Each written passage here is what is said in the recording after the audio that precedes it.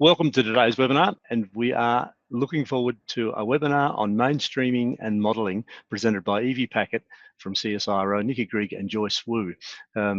This is going to be a really interesting topic, and I'm glad many have joined us today. Well, I want to say something before we start, and that is that today is World Toilet Day, Monday 19th of November, taking action to ensure that everyone has a safe toilet by 2030. Isn't that amazing to think that 4.5 billion people live without safe toilets? Well, I just wanted to highlight that because it's such a critical issue. So you can look that up on the web, SDG 6, sanitation and water. Pressing on, look, there's a whole lot of free webinars coming up. You can see them now. I won't go into each one, but there are many different topics around water, modelling, governance, transboundary aquifer cooperation. You can see there. It's going to be an interesting time. One thing I do want to highlight is that on Friday, we're going to begin the online course, Sustainable Development Goals.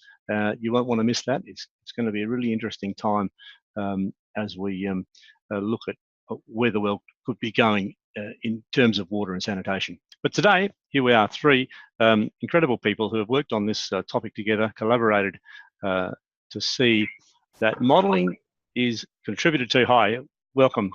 Great to hear you joining us here. We're looking forward to this time together. But you know what we should do? I'll introduce you in a moment, Evie. Hi, Evie. Hi, Nicky. Evie on the right, Nicky on the left. Evie's going to be presenting, but Nicky is going to be helping with the complex questions I know are going to come up out of this. So that's good. But thank you also for that poll that I think you might have completed at the front. What an interesting result. Governance is high, which we probably hoped that would happen. No NGOs. What do you think, Evie? What do you think, Nicky? It's interesting. And I think it makes sense that there's a lot of people from the government who are interested in the work today, because it is a major concern of a lot of governments having gender and water linked together. Yeah, good comment. Yeah, that's exactly right. And the second question, should gender and social equity issues be included in modelling? Yes. I don't know why not sure is so high. Anyway, what do you think, Nicky? So Evie will be showing some results to answer a similar question during the presentation, so there'd be a chance to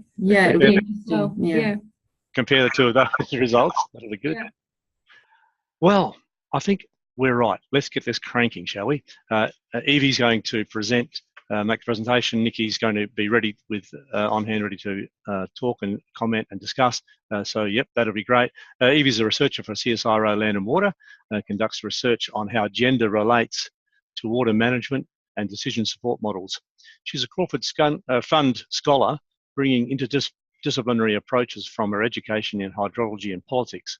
Her appointment at CSIRO began as an undergraduate summer vacation scholar, studying mainstreaming and modelling, how gender analysis can be applied to water management modelling framework. I think I should repeat that. This is the key to what we're doing here, isn't it, Evie?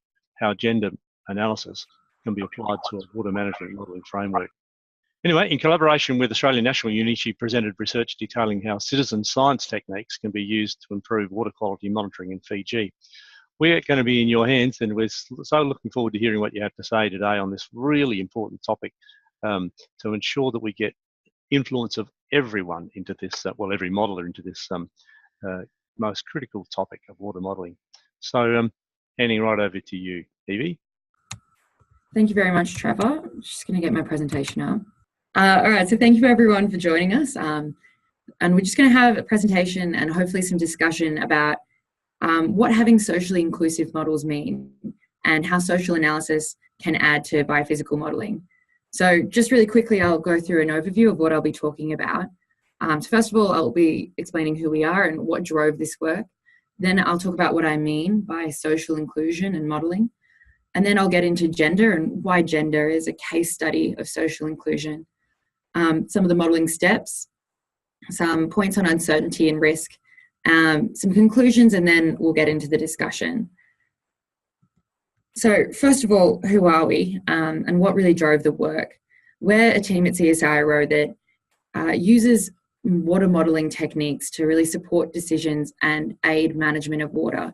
And that's in the hope that there'll be increased water, food and energy security in South Asia. And that's really with an aim to help the lives of the most marginalised people, especially women and girls. And so social equity is a big part of what we do. But as a technical group, it's sometimes been difficult to know the extent to which our actual models need to be changed. And so we wanted to develop a framework or a system of discovering that and trying to find out where the most important elements of gender are.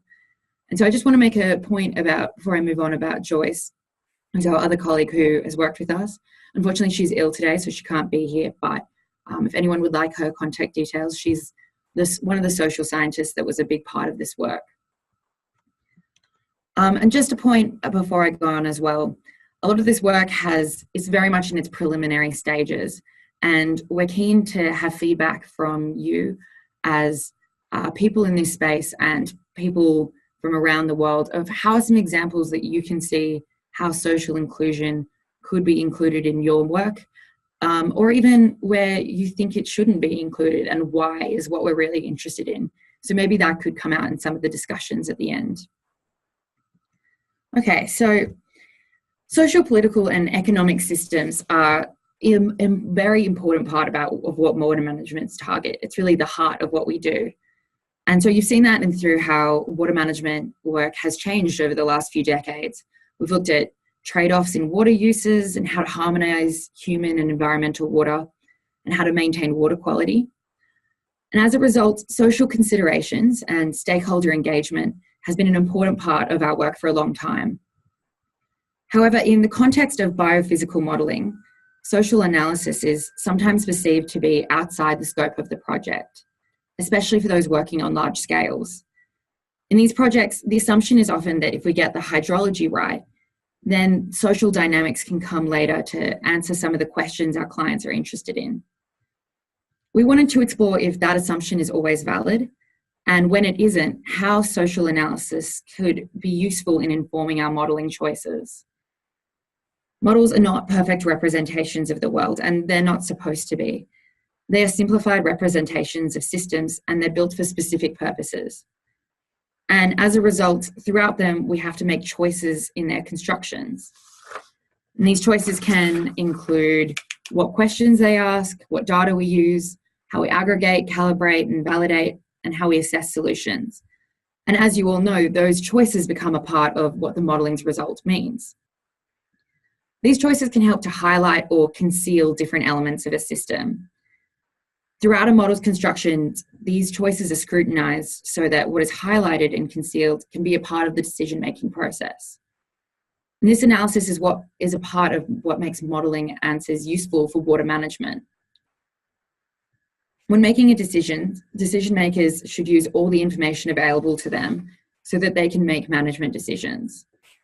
And if decision makers are using modelling information that does not contain social analysis throughout their construction, then there's some potential there that management decision could be based on blind spots in that information. So in our work, what we wanted to do was develop a system for ensuring that modelling choices we made didn't result in providing information that concealed things that could entrench social disadvantage. And we did this by thinking about how different your biophysical modelling choices might be if you had social analysis informing them from the very beginning. So how we did that is we took Black et al.'s guideline for water management modelling, which was written in 2011, and used this as a basis for analysing modelling decisions. After conducting a thorough literature review of gender, water and modelling literature, we systematically went through each step of the modelling process and outlined how gender considerations could possibly alter those steps. And that reflects gender mainstreaming ideology, which says that a programming process is gender sensitive when the gender dimension is systematically integrated into every step of the process. So it's been well established in literature that water management outcomes can have different impacts on men and women. And I suggest that if you're interested in getting into how they're related, going back and looking at that seminar from last week is a really great introduction to some of the things that we're sort of assuming most people in government know. And so these social science case studies that Melita talked a lot about last week, can be powerful tools that give biophysical information more context and make it useful. but it's not always immediately clear how that information can be mobilised in a model, especially because gender relationships are cross-cutting, they're complex, they're heterogeneous, and human behaviour is obviously unpredictable.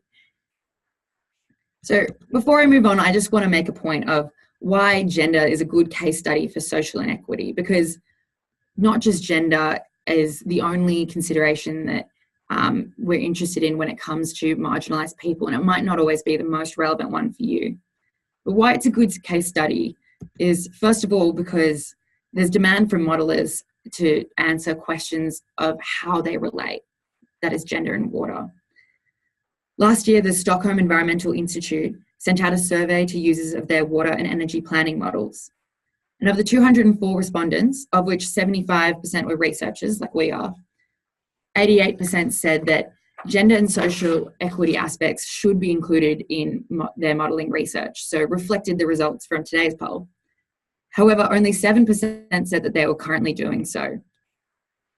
So that really suggests that there's demand there to answer some of these tough questions. There's also an institutional framework that's already there. So the Dublin principles are probably well known to a lot of you. And out of 4, there's one specifically targeting gender as an important component of water management. And again, Melita really explained that amazingly last week. The next point that's important to make is there's a lot of demand from clients to have gender mainstreamed projects.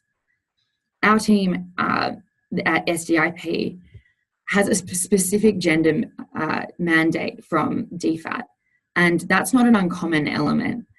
Funding institutions such as the Department of Foreign Affairs and Trade and the Australian Centre for International Agricultural Research now regularly request gender mainstream projects. And this year at the 8th World Water Forum, women's participation in decision-making bodies was described by some panellists as one of the greatest challenges our society faces. Furthermore, there's past work already done in this space. As I said, the Dublin principles are an important component of IWRM, and as a result, there's a lot of case studies looking at some social science examples of how gender and water relate. And there's also the SDGs that have been an important push in relating these two. And there's also been some work done looking at modelling and gender in an environmental context. So to our knowledge, there have been 3 other guidance notes on how to mainstream gender into environmental models. Escobar et al.'s 2017 guidance on mainstreaming SEI's LEAP and WEEP models is shown on there on the left. And then there was also Fontana's 2015 guide to integrating gender into bioeconomic modelling. And finally, there was also a gender and GIS guidance note from USAID, which was really interesting, looking at some of the ways that gender and GIS have been used together. And so we thought it was great to build on this work to provide more of a specific water context. And finally, gender is quite a cross-cutting social inequity. Almost every society on earth has gender relationships, and Australia definitely does. And so it's a good introduction to talking about social inequities and how they relate to water modelling and water management. However, it's important to note that using social systems as a lens through how you assess your modelling choices could be done with other inequities, and gender might not always be the most relevant dynamic. For example, the National Cultural Flows Project was a group that explored water management through an Indigenous water goals lens. Within their project, it was revealed that often Indigenous water needs are assumed to be met by environmental flows. However, environmental flows requirements are usually assessed through key ecological indicators, and that can obscure cultural benefits of water. And furthermore, there was often a disconnect between Indigenous water management and modelers, because modelers required quantified volumes to be able to test some of the things that Indigenous leaders were interested in. And that created a disconnect between those managers. And so to help bridge that gap, the team developed a detailed conceptual model that demonstrated the connections between the hydrological regime, water availability, and the cultural flow objectives of the Indigenous groups at their case study locations. This helped to quantify the cultural flow objectives, which could then be explored in purely biophysical models that were built for the case study sites. And so there was an element of framing Indigenous work at the beginning and then carrying that through to biophysical models in a way that could be tested. And so this project demonstrates that coming to an environmental problem through a social lens revealed possible issues in the way current practice was being done, and also showed how the concerns and knowledge of a cultural group could be mobilised in a biophysical model. In our work, the research we did followed key 3 areas of technical modelling outlined by Black et al.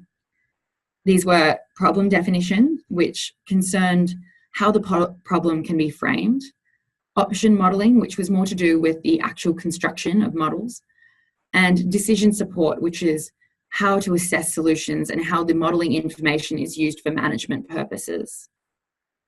So instead of going through each of the steps outlined under those titles, I'm just going to pull out some key examples to talk about how social analysis in the gender space could possibly change those modelling choices.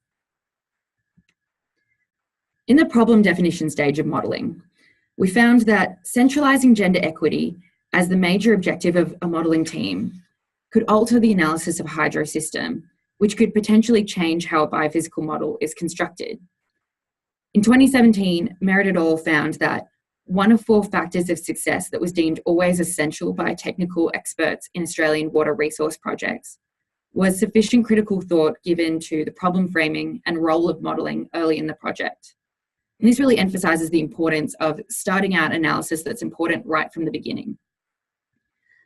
For example, some of the work that our colleagues were doing in Bangladesh focused on assessing the sustainability of groundwater withdrawal in rural areas. And through stakeholder engagement, the team revealed that there was a gender divide on whether or not groundwater use was perceived as sustainable. On an annual basis, the recharge to the aquifer almost equaled withdrawal. And because of this, withdrawal practices in the area were considered sustainable and therefore not of concern. And this often echoed men's perceptions of the system who were often working in irrigation. However, if you asked women if extraction for irrigation was sustainable, it revealed that during the dry season, the water table dropped too low for them to effectively complete their domestic work. And so this showed how their different work and roles and responsibility just made them aware of different elements of the hydro system. And this sort of information could affect how you model this system.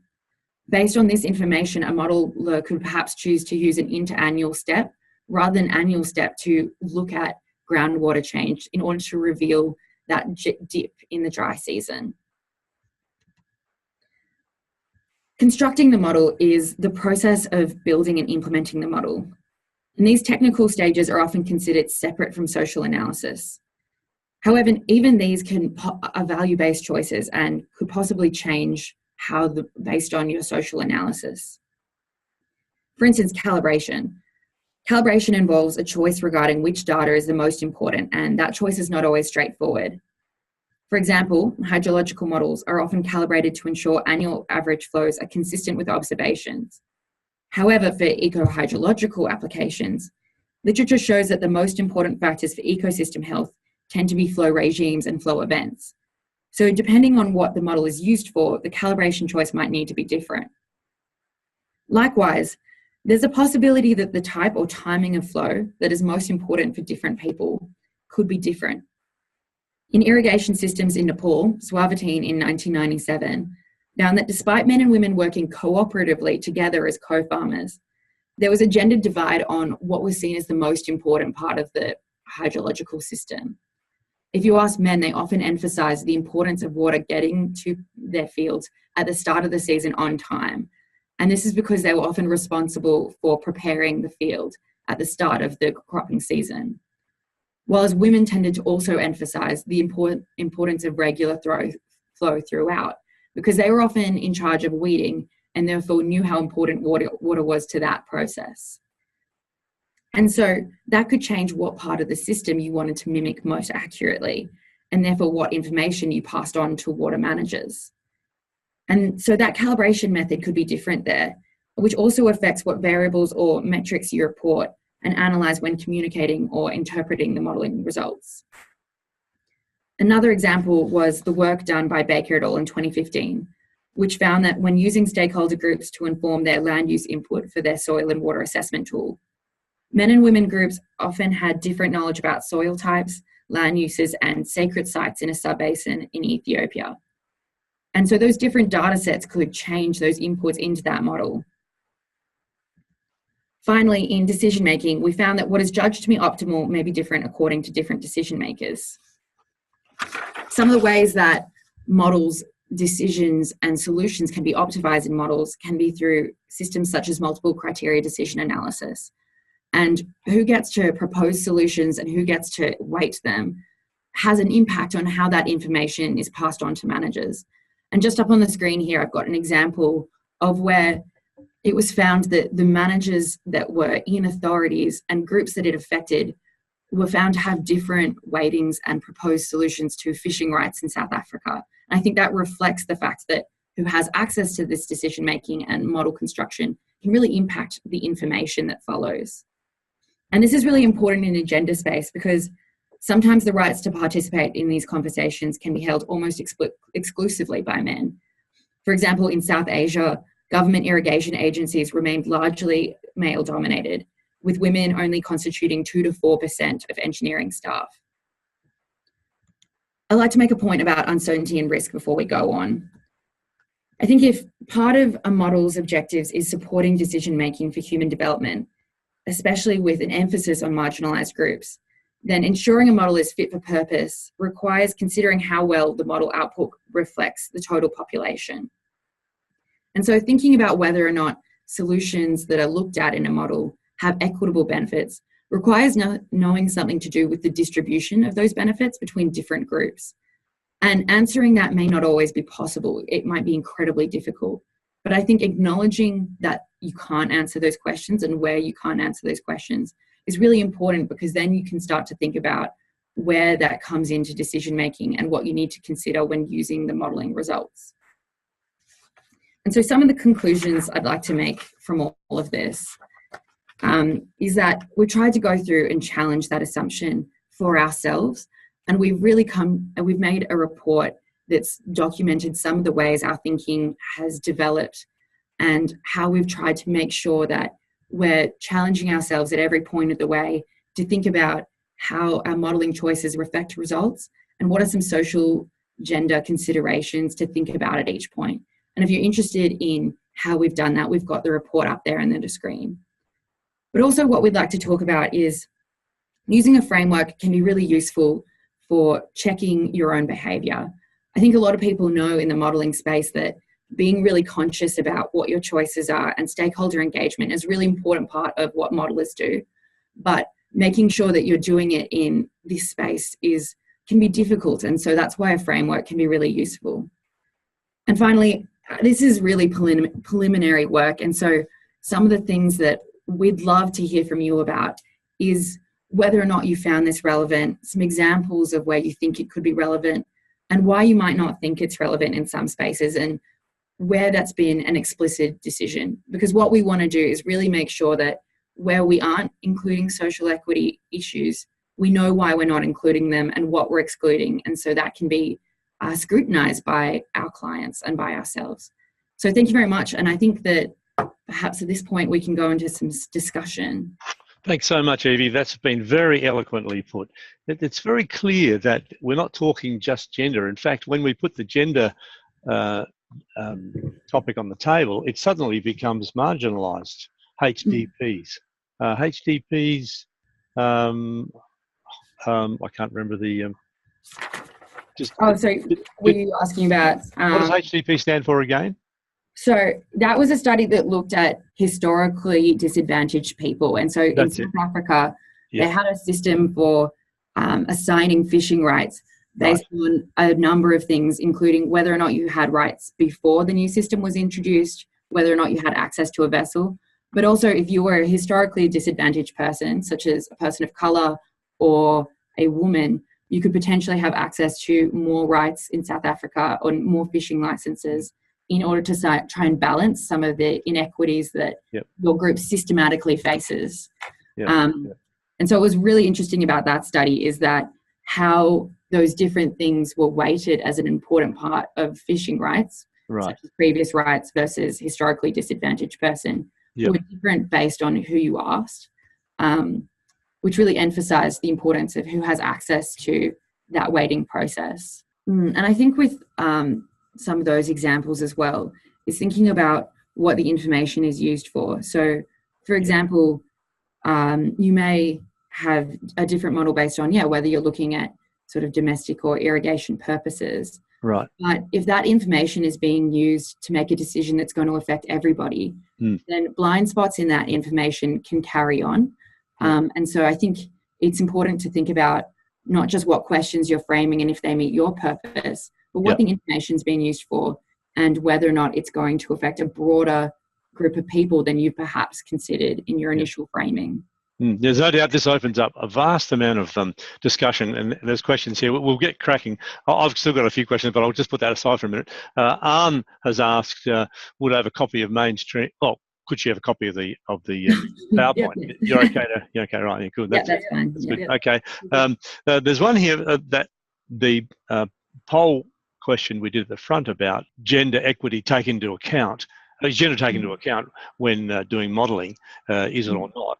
And should it be or not? It looks a bit different to the slide 8 that you've put up, and there must be a reason for that. I'm sure you'd see what I'm saying at here.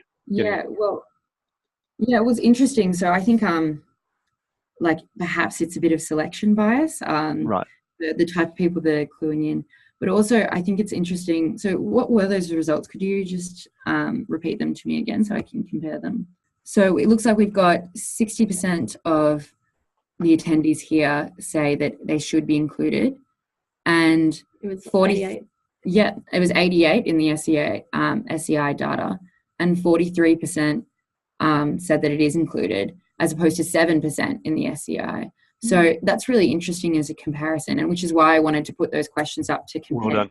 Yeah, no, that's absolutely crucial. And I would love it if we could have perhaps some audience contribution from those who say it shouldn't be included, just to discuss why you don't, because that's been really interesting. I can reflect some of my conversations that I've had before from people who have thought that it shouldn't be included. And some of the conversations I've had have been to do with the type of work that people are doing. For example, basin level modelling in a water space often doesn't include any measures of people. And so one of the questions I often get is, I'm working on a basin level scale. I don't have any people in my model. So therefore, of course, gender isn't included. And I think one of the things that we've been really careful about talking about is that we're not suggesting that you need to put an explicit gender characteristic, some index in there that says how good it is for gender. Rather, it's about kind of what information's going in and those modelling choices that you're making, and ensuring that they're not concealing or highlighting information that, when passed on to managers, could have gendered effects.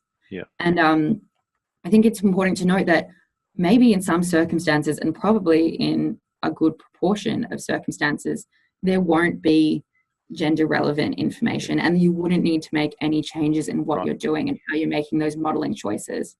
What's important for us is that we seriously engage with that question of whether or not there is a change, and that we document the process of making that exclusion and saying, no, it's not relevant in that circumstance, because then we can defend our choice and we can explain it, and it can be scrutinized by others. I think that's the key here, being able to scrutinise. And you've detailed that, filled that out beautifully. There is a clear difference between the earlier poll we took and the survey data that you've got. I lean toward the survey data. There's more questions coming up here, so we'll move on to these other questions if that's okay. But what you said there just makes an enormous amount of sense. Sharia Wahid has asked, if we consider social inclusion throughout the water management process, will we need to break down the disciplinary separation between modelling and management, and do we need to co-generate the knowledge approaches? I just might ask you, Nicky and Evie, if you want to hit that Q&A icon, you'll see the depth of this question. It's quite good. I think Wahid is from the Department of Foreign Affairs and Trade in Australia, if I'm right there. I hope I'm right there. Haven't said the wrong thing. But yeah, you can see the question there, quite deep. Yeah, so one of the points that I think it's important to make, and it's a point that was made when I've given this presentation before, was distinguishing between modelling water and management of water. And so in terms of the way I think we've been thinking of it, is modelling as a process of answering questions. It's about providing information so that management can be done. And I think that ensuring that the information that you provide with modelling is relevant and that it meets its purposes really involves working with those management questions about what you're modelling for, why you're modelling for, and what the information is. And so I think working together between modelling and management so that you can systematically work through your modelling choices in order to ensure they're meeting your management needs is important. And so for our projects like us, one of the key management outcomes that our information is supposed to be supporting is equitable solutions in water.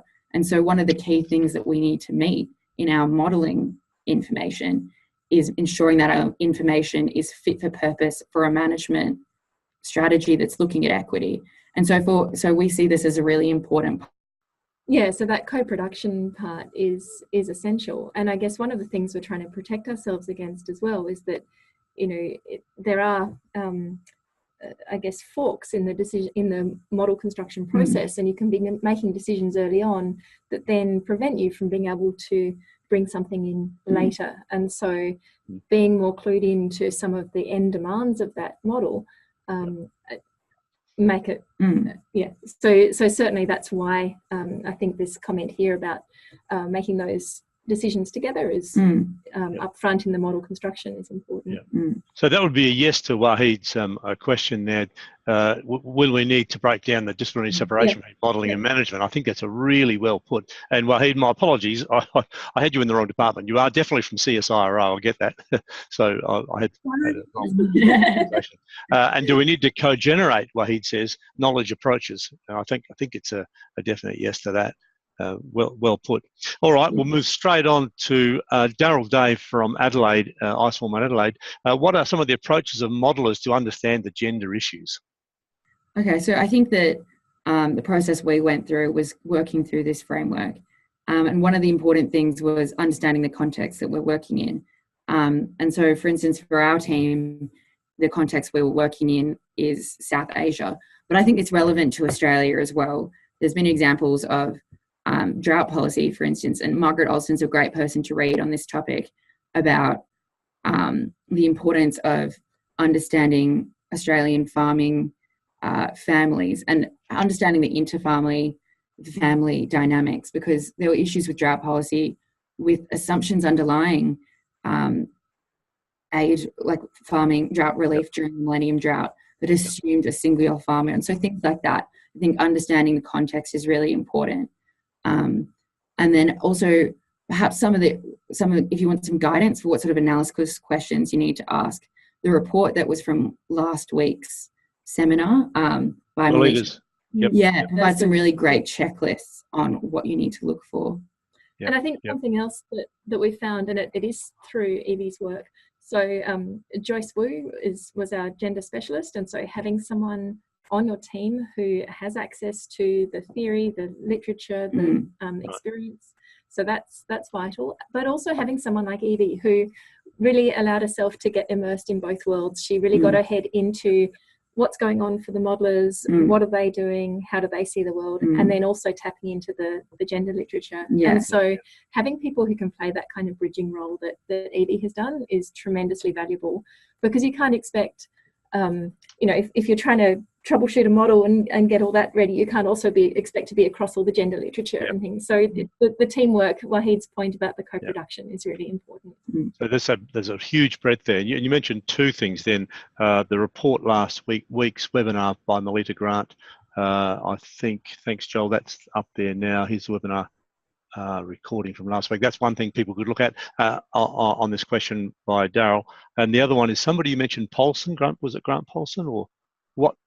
You mentioned, Evie, there was a report in what you were saying just then. There's a second report. So I was saying that we've got our own report in our way that we've done it, if you're interested in that. But I think context-specific to your own work. Oh, Margaret Right. Alston, sorry. Margaret Alston. Yeah. Yeah. Is there a way people Yeah. can get hold of that? Margaret, ALSTN. Well, we'll put it up on the chat line. Maybe Nicky, if you could write that on the chat line, we could all. Sorry, Trevor, I can't. Is that not coming through? Oh yeah, so Okay. I Sorry can about send that. that through. Yeah. Oh, Great. we lost you for a second. You're coming in and out, but Yep, that's all right. after the seminar, I'm happy to send through some references. That'd be great. Yep. To anyone who's interested. Yep. Yeah. So everyone will send out these couple of references. Yeah. Thanks, Daryl, for that question. It's a really good, the approaches to modelling. Sorry, go on, Evie. So I was just going to make that point once again of sort of context-specific work and being able to utilise some of the information that social science has provided. I know it can be difficult to be across different disciplines' work, but I think there's been an astounding amount of work done in the gender water space over the last few decades. I think partly because it's been such a difficult thing to grapple with in the Dublin principles. Yep. And so being able to utilise and mobilise some of that information is a really great way to flag what some of the potential issues might be in your space. Yep. So there's a couple of things there. Everyone that has been raised, Margaret Alston, the report checklist from Melita Grant last week, and the Dublin principles, which you quickly alluded to just then. So we'll make sure we put some of that stuff in an email to all attendees going forward just after this email. All right, we've got 15 minutes to go, so we'll keep pressing on. Gabriel Steele from Western Australia, the Department of Water and Environment Resources. From the examples provided, it seems that when desktop studies are conducted for water models in less developed nations, data is not collected from all parties. This could be a problem, or at least produce a model that has some bias in a particular direction. That makes a lot of sense, Gabriel. Good statement. Do you think there is the same potential for this kind of bias in Australia and countries like it? I think you might have touched on that with that family. Yeah, and I might make if I might make a point about that. So first of all, if you're looking for data, there is a massive gap in sex disaggregated data. Right. Yep. But there are some great lists that are being built. So the Escobar paper that I had in one of my slides, that was the Stockholm Environmental Institute one, actually has a list of sources of data that you can find that's sex disaggregated, as well as a guide to creating your own data that's gender sensitive. And also the Gates Foundation has been actively trying to break down that gap in data and provide some of this information. The next point I'd like to make is about, you're right, who the data is collected from. And one of the big issues that is often talked about in this space is the problem of household data. Household data often assumes that the household is a unitary unit and that it's acting as one group. And we know in not just developing countries, but also Australia, that's often not the case. And sometimes aggregating data at that level can be a real issue for figuring out some of the distribution of those effects of a solution, just like I was talking about before. And that can be a real problem, just like I mentioned in the drought policy, which assumed a singular farmer. And therefore, often when women went out to work to support farm incomes, which is a common strategy. It's interesting because it's quite different to South Asia, where men often are the ones that will leave the farming situation to get another job for an alternate income. That could, anyway, in the Australian context, that could cut farms off from their support. And so it was a really interesting follow-on in the management space, not the modelling space, but the management space of where not having an eye to some of these considerations of inter-household issues really became an issue at the end of the policy decisions. Yeah, that's great. We've also, there's been work on the Australian tax system, for example, and that same issue comes up. So I think it is still relevant in Australia. Certainly the tax and transfer system, I gather, is there's a lot of assumptions made at the household level rather than individual. And just going back to Evie's point in her presentation as well about uncertainty, because often people will say, oh, look, we just don't have the data to be able to do this gender specific kind of work. And if that's the case, then that is a cue to incorporate that into your uncertainty analysis and make that more explicit, that you're making a bunch of assumptions here in the absence of data. And what are the consequences of those assumptions? Yeah, 100%. What a great discussion. This is really going forward. We've only got a few minutes left here, but let's keep cranking on here. Saemsol has asked, do we need to put a different weight to gender and social issues? I think you touched on that then, compared to other considerations.